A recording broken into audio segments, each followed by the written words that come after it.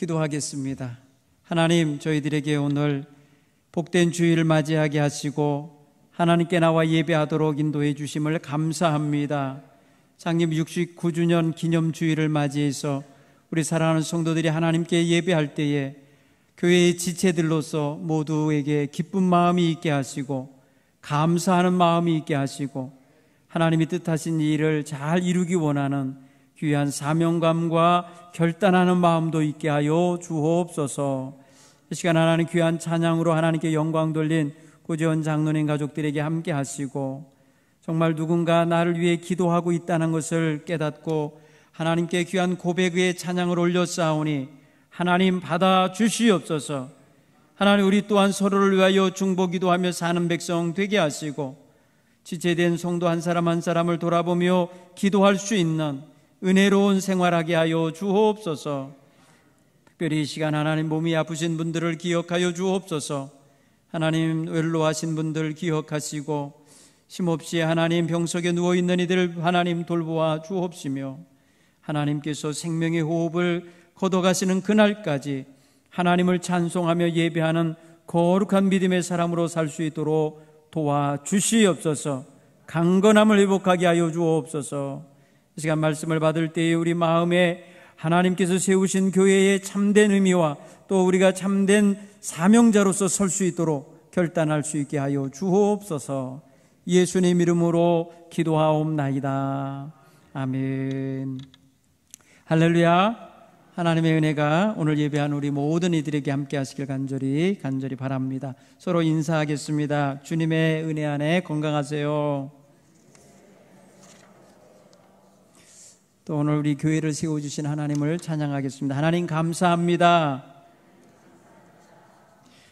우리 교회의 참된 주인이시고 인도자 되시는 하나님을 늘 찬양하는 저와 여러분 되기를 간절히 축원합니다. 오늘 우리 교회는 69주년을 맞이한 기념 예배를 드렸습니다. 지난 3일 동안 월요일부터 수요일까지는 창립 기념 부흥성회를 함께 행했습니다. 하나님이 디자인한 교회다운 교회 되기 원하여서 우리가 말씀을 찾아보았고 또 묵상했습니다. 오늘 우리 교회가 주님의 몸된 교회로서 여기까지 오늘까지 인도함 받은 것은 큰 은혜입니다. 또 우리 지금 이 시간에는 우리가 그 지체로서 하나님 앞에 함께 교회의 귀한 구성원으로서 기도하며 살아가는 것 또한 감사한 일입니다. 그래서 우리는 서로 주님 안에서 한 가족된 의식이 좀 있고 서로를 사랑하고 존경하고 받드는 그런 마음들이 있게 되기를 바랍니다. 우리 교회 공동체가 시작될 때에 우리나라는 정말 어려운 때였습니다. 1952년은 정말 전쟁이 이제 휴강 상태에 들어가서 휴전을 하기 위해서 애쓰던 시대인데 우리 이 제천 지역은 여러 가지 어렵고 힘든 그런 상황이었을 거라 생각이 되죠. 몇몇 우리 제천교회에 출석하던 성도들이 이 교동 땅, 이 제천 동부 쪽을 선교하자라는 구호를 가지고 이곳에 교회를 세우셨다고 역사책에는 기록이 되어 있습니다. 여러분, 몇몇 사람들이 중심돼서 구성된 것 같아도 그 안에는 성령님의 인도하심과 하나님의 허락하심이 있으셔야 교회가 교회다워지는 줄로 믿습니다. 우리 교회는 그런 과정 속에서 오늘에 이르기까지 초대 창립 멤버들은 다 떠나시고 돌아가셨지만 여기 귀한 믿음의 사람들은 지금 살아서 정말 믿음의 대를 이어가고 있습니다. 아마 당시에 20살 청년이었다면 이제 90살이 되셨을 거예요.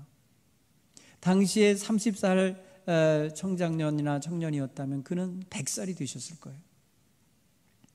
그리고 40대 청장년이었다면 110살이 되신 거고 50대이셨다면 120살이 되신 거예요. 아마 지금 살아계신 분이 없으시겠죠. 사람은 가고 역사는 흘러서 오늘에 왔는데 오늘 우리가 69주년의 기념주일을 우리가 하나님 앞에 예배하고 있습니다. 그런 면에서 생각하면 교회는 하나님의 교회지 사람의 교회가 아니라는 것을 얼른 알 수 있습니다. 하나님께서 주관하시는 교회는 하나님의 뜻을 따라서 하나님이 인도하심을 따라서 살아간다고 봅니다.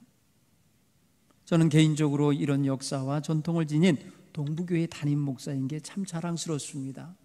영광스럽고 행복합니다. 여러분도 교회의 지체인 것을 감사하시기 바랍니다. 장로님이신 것을 감사하시고 권사님들로 섬기시는 걸 감사하시고 우리 교회의 집사님들로서 정말 지체를 섬기는 위치에 있음을 감사하시기 바랍니다. 우리 교회를 세우신 분은 하나님이십니다. 그러므로 우리 교회가 하나님 보시기에 선한 교회, 좋은 교회, 건강한 교회, 성숙한 교회가 되는 거 하나님이 원하시는 일입니다. 따라서 우리는 감사하는 마음과 함께 이러한 소원의 마음도 품으셔야 할 줄 믿습니다. 우리 교회가 하나님의 뜻에 합당한 교회, 하나님의 뜻을 이루어 드리는 교회, 하나님의 소원을 성취해 드리는 교회가 되기 원합니다. 이런 기도가 우리 모두에게 동일하게 주어져서 우리 마음속에 새겨져야 될 줄 믿습니다. 또한 우리 교회는 하나님께서 허락하신 사명, 복음으로 영혼을 구원하고 이 사회와 나라를 성화시켜 가야 될 사명을 모두가 공유해야 될 줄 믿습니다. 하나님이 주신 공동의 목표입니다. 공동의 목표로서 우리가 가진 것이 바로 영혼 구원하는 일인 거예요. 이 모든 일들을 위해서 우리는 함께 또 기도해야 되는 것입니다. 교회에서 행하는 모든 선교, 교육, 사회봉사, 문화활동, 각종 우리 교회의 성도들이 나가서 행하시는 모든 사역의 목표는 영혼을 구원하는 데 있습니다. 그리하여 하나님 나라를 확장하는 데에 일익을 감당하는 활동들이 되어야 될 줄로 믿습니다. 우리 교회를 세우신 하나님은 하나님의 영광이 우리 교회를 통하여 드러나기 원하시고 하나님의 거룩하신 이름이 늘 찬양받기를 원하실 줄 믿습니다. 그러므로 오늘 우리 성도님들은 어디에 있으시든지 하나님의 이름을 높이 찬양하고 그 은혜에 정말 감사하는 이러한 자세를 갖게 되길 간절히 축원합니다. 또한 우리는 교회 창립 주일을 기념하면서 우리 마음속에 교회가 어느 방향으로 나가야 될지, 무엇을 갖추어야 할지 우리 성도들이 함께 생각하고 기도해야 될 줄 믿습니다.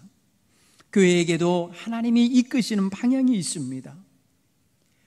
아무것도 모른 채 방황하고 있게 하시지 않습니다.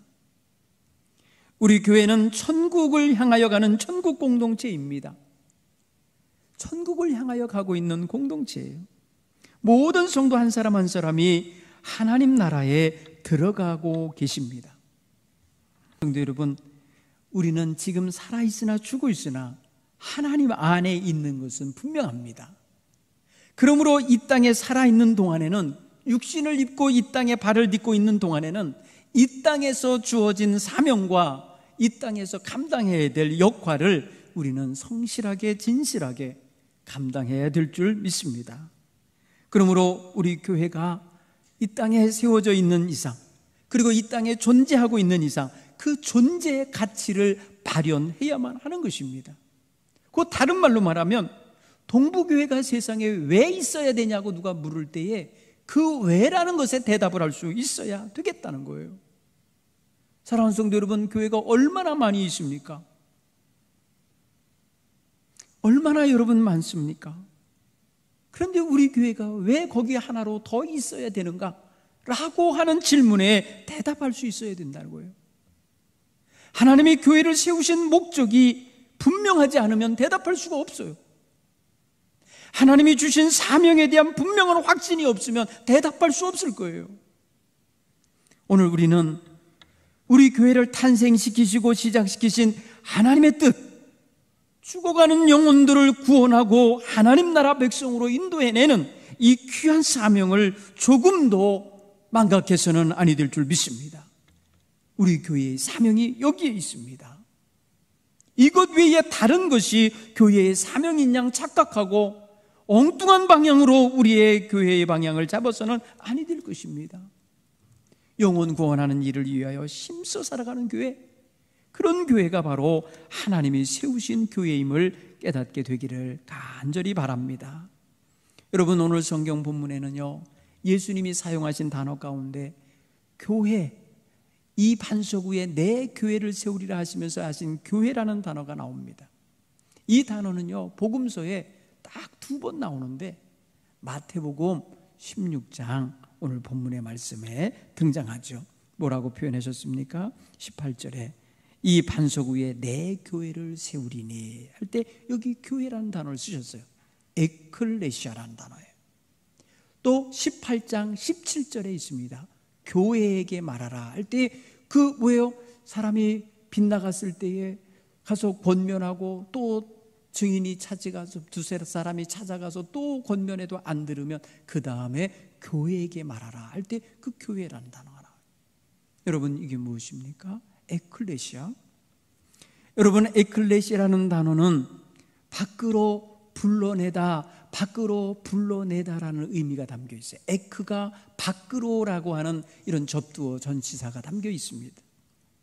그리고 부르다라는 의미가 동사로 그 뒷단어에 들어 있습니다. 하나님께서 교회 공동체를 어디 밖으로 불러내신 걸까요? 여러분, 교회라는 이름을 왜 밖으로 불러낸 공동체로 말씀을 하고 있을까요? 여러분, 구약 성경을 보면은 이스라엘 백성들을 애굽에서 불러내십니다. 그곳에서 종살이하고 노예살이하고 그곳에서 자유를 잃어버리고 얽매인 채 매맞아 가면서 감시와 감독 속에 억눌려 살던 그 백성을 하나님이 불러내십니다. 여러분, 영어 성경을 보면은 출애굽기를 엑소더스라고 써왔어요. 엑소더스. 거기에 X가 앞에 붙어 있어요. 밖으로라는 의미가 들어있죠. 오늘 우리 교회를 에클레시아라고 표현해요. 여러분, 우리를 어느 밖으로 불러내셨다는 걸까요? 무엇으로부터 밖으로 불러내신 건가요? 오늘 우리는 어두운 죄악의 권세가 자리 잡고 있는 세상, 어두운 권세가 장악하고 악한 권세가 왕노릇하는 그런 세상, 그런 죄악으로부터, 그런 권세하에서 불러내어 광명과 참된 자유와 평화가 있고 안식이 있는 참된 하나님 나라를 향하여 나아가도록 불림받은 공동체임을 깨닫게 되기를 간절히 바랍니다. 여러분, 우리는 지금 죄악의 자리에서 죽어가는 사람들의 대열 속에서 밖으로 불러낸 존재입니다. 모두가 다 멸망길로 가고 있을 때에 주께서 부르신 것입니다. 우리를 택하신 것입니다. 우리를 지명하신 것입니다. 우리가 하늘 백성이 되도록 하나님께서 불러 세우신 것입니다. 그러므로 오늘 우리는 하나님이 세우신 교회, 이 에클레시아, 이 공동체 속에 있는 지체들로서 하나님의 교회를 교회답게 세워가는 건 귀한 사명 중에 사명인 것을 우리는 명심 또 명심해야 할 줄로 믿습니다. 사랑하는 성도 여러분, 오늘 예수님께서 제자들과 함께 빌립보 가이사랴라는 곳으로 가셨습니다. 지방으로 바꾸셔서 간 거예요. 지금 우리식으로 말하면 서울에 있던 분이 지금 말이에요, 어디 강원도 이런 데 산골 마을 아주 쉴만한 곳으로 오신 걸미에요. 예수님이 활동하시던 것은 갈릴리 중심으로 활동하셨어요. 갈릴리 인근의 마을들을 다니시면서 복음 전하시다가 이 오늘 13절 상황을 보면은 빌립보 가이사랴 지방에 가셨다고 성경은 말합니다. 그런데 거기에 예수님이 가신 거예요. 그리고 제자들에게 그곳에 가셔서 물어보셨어요. 야, 사람들이 인자를 누구라 하더냐? 사람들의 입에서 입으로 전해지는 예수님에 대한 이야기를 듣고 싶으셨던 것 같아요. 소위 말해서 여러분, 사람이 입에서 입으로 전하는 걸 소문이라고 그래요. 그렇죠, 루머예요. 물론 나쁜 의미에서의 어떤 루머도 있고 좋은 의미에서의 소문도 있어요. 그래서 그분에 대해서 이렇게 저렇게 말하더는 거예요. 갈릴리에 이런 분이 있대더라, 갈릴리에 이런 분이 나타났대더라, 이러면서 이야기를 하겠죠. 여러분, 제일 처음에 기록된 복음서인 마가복음을 보면은 예수님의 소문이 사방으로 퍼지었다는 걸 알 수 있어요. 마가복음 1장 28절에 보면 예수의 소문이 곧 온 갈릴리 사방에 퍼지더라, 이렇게 되어 있어요.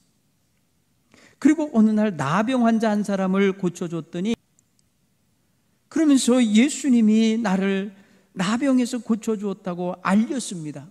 그러자 이 소문이 많이 전파되어 널리 퍼지게 됐다. 45절에 그럽니다. 그래서 사방에서 사람들이 그에게로 나오더라. 성경은 이렇게 표현했어요. 그래서 예수님이 동네에 드러내놓고 다니실 수가 없어서 오직 바깥 한적한 곳에 계셨다고 성경은 이야기합니다. 뿐만 아니라 예수님의 소문은 널리 퍼져서 마가복음 3장에 보면 이런 표현을 썼어요. 나라를 뛰어넘었어요. 보니까 유대와 예루살렘과 이두메와 요단강 건너편과 또 두로와 시돈 근처에서 많은 무리가 그가 하신 큰 일을 듣고 나오더라. 예수님의 소문을 듣고 먼 곳에서부터도 나왔다는 거예요. 여러분, 굉장히 멋진 일인 거예요. 예수님 소문이 좋게 났기 때문에 사람들이 모여왔겠죠. 근데 제자들이 예수님의 소문을 이렇게 얘기했습니다. 더러는 세례 요한, 더러는 엘리야, 더러는 에레미야나 선지자 중에 하나라고 하나이다 그랬어요. 여러분, 세례 요한은 그때 죽었어요. 그런데 죽은 세례 요한하고 예수님을 동일시하는 소문이 퍼지고 있었던 거예요. 그래서 실제로 말입니다, 예수님 잡혔을 때에 헤롯이라는 임금이 예수님을 만나보고 싶어 해요. 자기가 죽인 세례 요한인가 아닌가 확인하고 싶어 해요. 이건 아마도 정치적인 헤롯권 정권에 대한 저항하는 자들이 만드는 소문인지도 모르겠어요. 죽었던 사람이 살아나서 지금 활동하고 있다 말이에요. 그러면 여러분, 헤롯이 얼마나 두려워 떨었습니까? 무서워했습니다. 이 소문은 이렇게 만들어진 거예요. 엘리야라고 합니다. 여러분, 엘리야는요, 예수님 당시에 앞에서 보면요, 거의 800년 전 사람이잖아요. 거의 800년 내지 750년 전의 사람이에요. 그럼 굉장히 먼 거리에 있는 사람이라고요. 에레미야도 마찬가지예요. 이스라엘 백성이 마지막으로 예루살렘 성전이 멸망하던 당시에 BC 587년, 기원전 거의 600년 전에 활동하던 사람이에요. 그런데 지금 현장에 있는 사람을 그렇게 소문이 나고 있었던 거예요. 예수님은 그 소문에 의존하지 않으세요. 그 사람들이 말하는 그 이야기에 연연하지 않으세요. 그러시면서 제자들에게 물어보시는 거예요. 너희는 나를 누구라 하느냐? 너희는, 지금 현장에 있는 너희는 나를, 현장에 보는 나를 누구라 하느냐? 여러분, 이런 질문을 받았을 때 소문을 갖고 있는 이야기들, 소문의 중에 하나로다가 소문을 하나 믿고 지금 제자들이 와 있는 건가요? 제자들은 다 예수님께 지명하여 부른 자들이에요. 예수님이 밤새도록 철야 기도하신 다음에 임명한 제자들이에요. 이 제자들이 예수님에게 뭐라고 대답합니까? 아무도 입을 열고 대답을 못하고 있었어요. 그때 시몬 베드로가 말합니다. 주는, 당신은 아니에요. 주는 그리스도시요, 구약으로 말하면 메시아요, 메시아, 구원자이십니다. 이 소리예요. 살아계신 하나님의 아들이십니다. 많은 사람들이 요셉의 아들이고 목수의 아들이라는 것이 지금 온 갈릴리에 두루 퍼져 있는데 당신은 하나님의 아들이십니다 라고 말한 거예요. 여러분, 이성을 가진 사람들이 이성적으로는 도저히 말할 수 없는 이야기예요. 이게 결국 이게 뭐예요? 이거는 믿음의 고백인 거예요. 여러분, 지식을 말하는 게 아니에요. 현장에 있는 이야기를 말하는 게 아니에요. 지금 말입니다. 당신은 다윗의 자손 요셉의 아들입니다. 이렇게 말하면 제일 정확한 지식이겠죠. 그 집에서 출신이니까. 그런데 지금 베드로는 그런 말하는 게 아니잖아요. 예수님을 당신은 이라고 표현도 안 해요. 라비오, 당신 선생님이요 이런 말도 안 해요. 주님이라고 표현해요. 주님, 큐리오스. 주님이라고 표현하고 있고요, 그리스도라고 표현하고 있고요, 하나님의 아들이시라고 말하고 있잖아요. 여러분, 이것은요 바로 베드로가 예수님을 지금 어떤 분으로 대하고 있는지를 말해주는 거예요. 사랑하는 성도 여러분, 지금 우리가 예수를 믿고 있어요? 예수님의 소문 듣고 믿나요? 지금 우리가 딴 사람들이 말하는 소문 듣고 있는 거냐고요. 여러분, 우리는 내가 믿는 예수, 내가 경험한 예수, 내게 오시어서 내게 말씀하시는 예수님과의 관계 속에서 예수님에 대한 신앙 고백을 가지고 여러분 지금 믿음의 자리에 있음을 확신하시기를 간절히 바랍니다. 그렇잖아요. 예수님은 이 베드로의 이 고백을 흘려듣지 않으십니다. 바로 붙잡으십니다. 어떻게 보나 보십시오. 예수께서 베드로에게 이르시되 바요나 시몬아, 네가 복이 있구나. 여러분, 여기서 베드로의 정확한 이름을 불러주시잖아요. 뭐라 그래요? 바요나, 요나의 아들. 바는 아들이란 뜻이에요. 바요나 시몬아. 시몬이 바로 자기 이름이에요. 베드로 이름, 본명이에요. 본명. 우리는 베드로라는 별명을 지금 주로 부르지만은 베드로라는 이름은요 나중에 붙여진 별명이에요. 바위라는 뜻이에요. 바위. 바위라고 하는 단어가 뭐냐면 헬라어로는 페트로스입니다. 페트로스. 그게 이름인 거예요.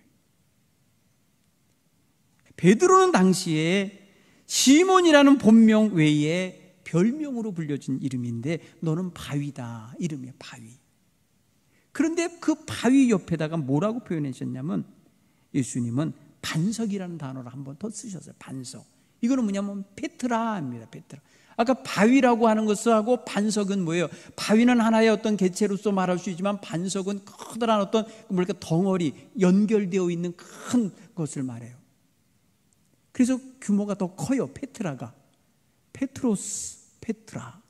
어떻게 보면 말장난 같지만 이런 단어를 쓰고 있어요. 그러면서 그를 축복하시기를 너 복이 있다.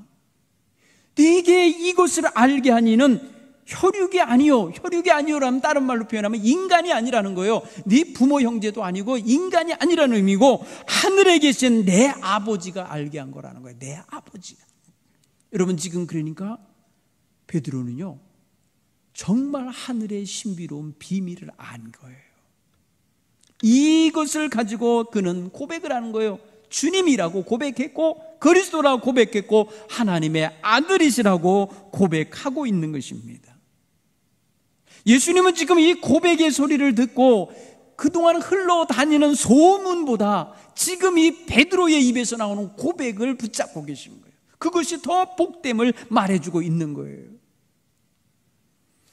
여러분, 보통 소문이라는 것은요 근거가 있는지 없는지 따지지 않아요. 소문은 여러분 근거 따져서 말하지 않아요. 그냥 그렇다더라, 가더라 뭐 이런 식의 어떤 그런 소문 이야기 하는 거 아니에요. 그런가 하면 소문은 자꾸 변합니다. 옮겨갈수록 살이 붙어요. 옮겨갈수록 딴 게 붙는데 그 붙이는 사람의 의도에 따라서 다른 말이 섞이게 돼 있어요. 평소에 안 좋은 사람에 대한 거면 그 안 좋은 걸 섞어요 거기다. 평소에 존경하는 사람의 소문이면 좋게 포장을 해요. 그렇기 때문에 변합니다. 그런가 하면 굉장히 확산성이 빨라요. 광범위하게 퍼집니다. 전후 사방 없습니다. 이거는요 방향성이 없이 퍼지는 게 소문이에요. 여러분, 예수님은 지금요 어떤 의도가 됐든지 사람들이 하는 소문에 등장하는 그런 역할자, 그런 어떤 예언자의 이름, 어떤 무슨 현장에 있었던 사람의 이름에 연연하지 않았어요. 본인 자신이 누구냐, 내가 누구든가 하나님이 보낸 하나님의 아들이신 게 분명하고 하나님이 이 땅에 구세주로 보낸 분인 게 분명한데, 그걸 알아봤으니 얼마나 깜짝 놀라며 얼마나 그게 칭찬해 줄 만한 모습이었겠어요. 그래서 베드로는 지금 말해요, 상상도 못했던 축복을 받는 거죠. 사랑하는 성도 여러분, 여기서 말하는 예수님께서 이 반석 위에 내 교회를 세우리니 할 때, 이 반석을 그래서 베트로스라고 하는 베드로로다가 일치시켜서 읽어내는 사람들이 바로 가톨릭이에요. 천주교에서는 그래서 베드로를 첫 번째 교황으로, 교회의 시초자로 여기고 믿어요. 그런가 하면은 그냥 반석, 그냥 주님이 말하는 돌 반석이라고 하는 그냥 그 의미, 언어적 의미 그대로로 읽어내는 사람도 있어요. 그 자리에 예수님이 반석 위에 앉아 계셨을 거라고 생각하는 사람도 있고요. 그 놀러 가셨기 때문에, 휴양하러 갔기 때문에 그렇게 표현했을 거라고 생각하는 사람도 있어요.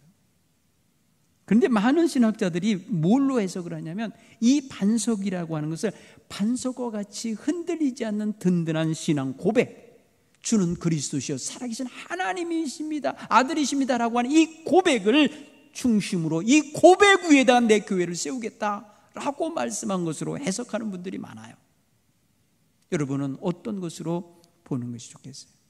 각자마다 예수님이 지금 내 교회를 베드로 위에 세우겠다, 아니면은 그냥 돌판 위에다 세우겠다, 아니면 정말 신앙 고백자들, 신앙 고백자들을 중심으로 교회를 세우겠다, 어떤 것이든지 여러분 보십시오. 주님은 지금 이 땅에 교회를 세우셔서 음부의 권세가 깨지 못하고 음부의 권세가 이기지 못하는 주님의 센터, 주님의 놀라운 믿음의 요새를 건설하시겠다 하시는 거잖아요. 오늘 여기 표현된 대로라면 교회는 음부의 권세를 이기는 공동체인 거죠. 여러분, 교회를 아까 에클레시아라고 표현했잖아요. 밖으로 불리움 받은 사람들의 공동체란 말이에요. 그러면 이들은 음부의 권세를 이길 수 있는 권세자들이에요. 무엇으로 이기겠습니까? 여러분, 죄악 권세 깨뜨리시는 메시아 예수 그리스도의 이름이죠. 여러분, 부활하신 예수님의 권세가 음부의 권세를 깨뜨리시는 거죠. 여기서 음부라고 하는 것은 죽음의 세계를 의미해요. 죽은 자들의 나라를 표현해요. 악한 죄악의 권세의 종착지를 의미하는 거예요. 곧 허무와 파괴의 세력이 좌가 주관하고 있는 자리를 의미하는 거예요.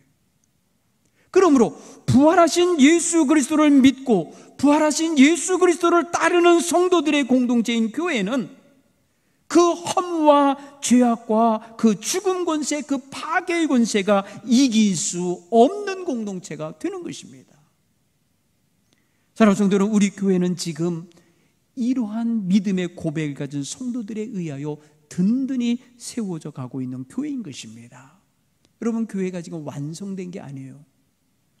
여러분, 교회는 계속해서 하나님의 앞에 계속해서 하나님의 뜻을 이루며 가는 공동체로 세워져 가고 있는 거예요.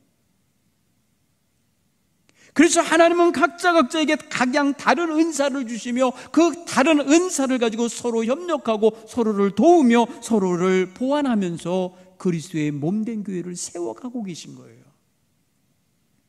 사랑하는 성도 여러분, 그런 면에서 생각할 때 우리는 어떤 교회를 숫자적인 어떤 표현으로 말하거나 아니면 규모로 말하거나 건물로 말하거나 이런 것들은 다 본질에서 벗어난 표현들이에요.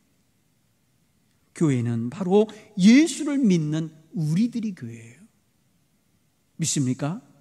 우리들이 바로 교회예요. 우리 모임이 교회예요. 우리 모임은 어떤 건물 안에 있어도 교회예요. 건물이 우리의 성격을 말하는 게 아니에요. 십자가 달려있는 건물이라서 능력이 있는 게 아니에요. 오늘 성령 안에서 살고 예수를 구세주라 고백하는 저와 여러분이 있기 때문에 의미가 있는 건물이 되는 거고 의미가 있는 공간이 되는 거예요. 그러므로 오늘 저와 여러분은 우리 동부교회의 생일날에 우리 뭘 생각해야 되냐? 왜 교회를 세우셨을까? 바로 음부의 권세 속에서 시달리고 있는 영혼들, 음부의 권세에 사로잡혀 죽어가는 영혼들을 구원하라고 하나님이 교회를 세우셨음을 믿으시길 간절히 축원합니다. 여러분, 이 지역 내에 죽어가는 영혼들, 복음을 듣지 못하고 복음 안에 들어와 있지 못하고 생명의 샘물을 먹지 못한 수많은 영혼들이 이 주변에 있어요. 우리 교회가 그들에게 주 예수의 복음을 증거하는 교회로서 서도록 하나님은 이곳에 교회를 세워주신 줄 믿습니다. 우리 공동체를 여기 머물게 하고 계신 줄 믿습니다.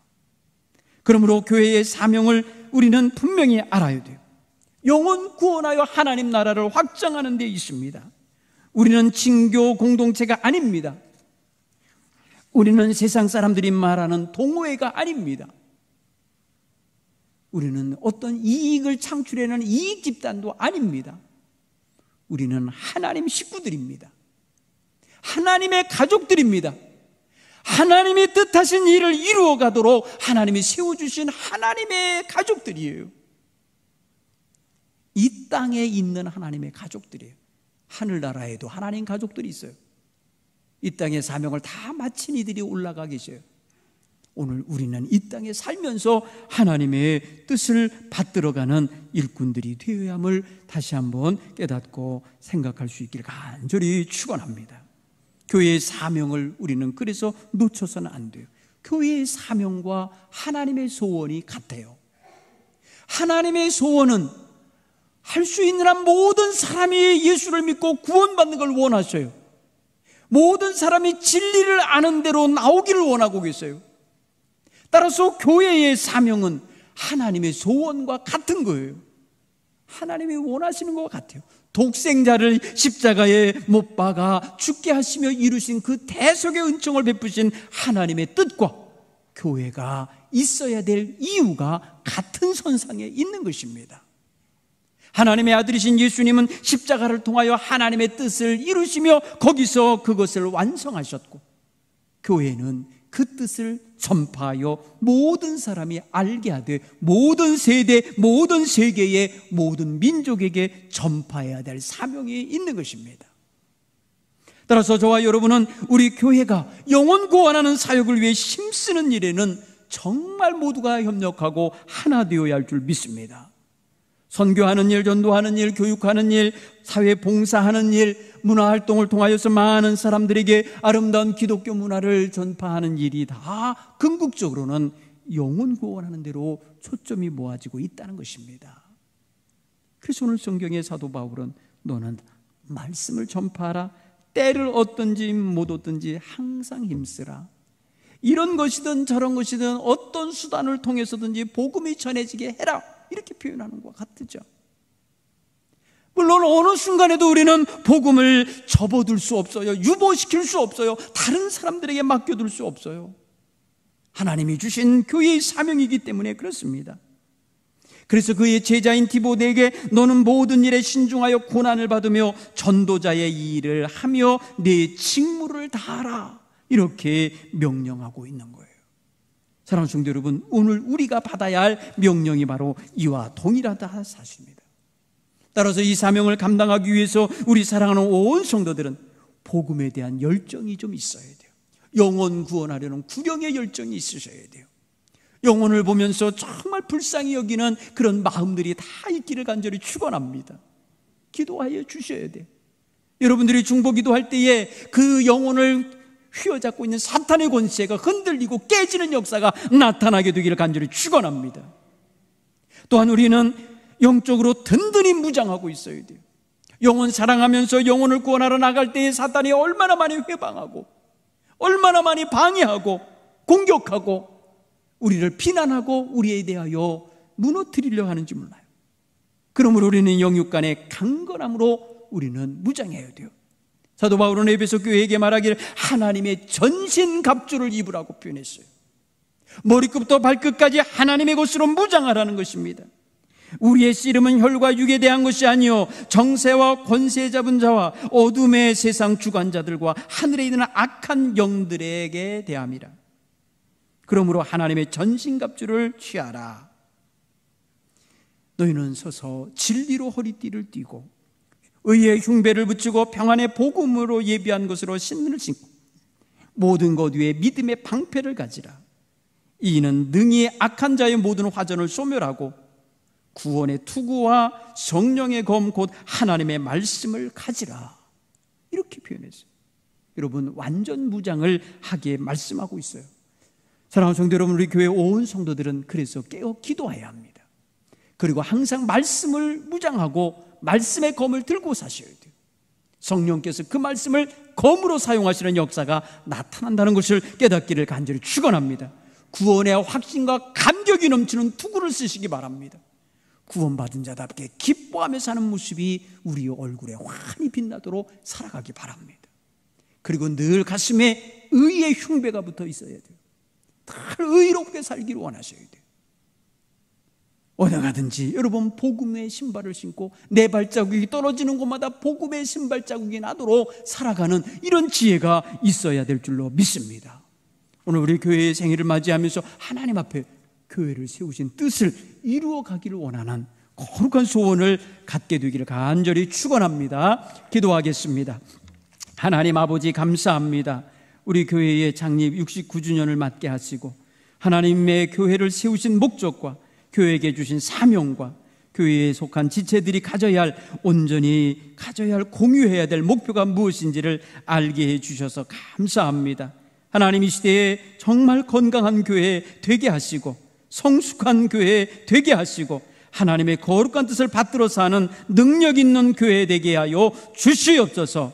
예수님 이름으로 기도하옵나이다. 아멘.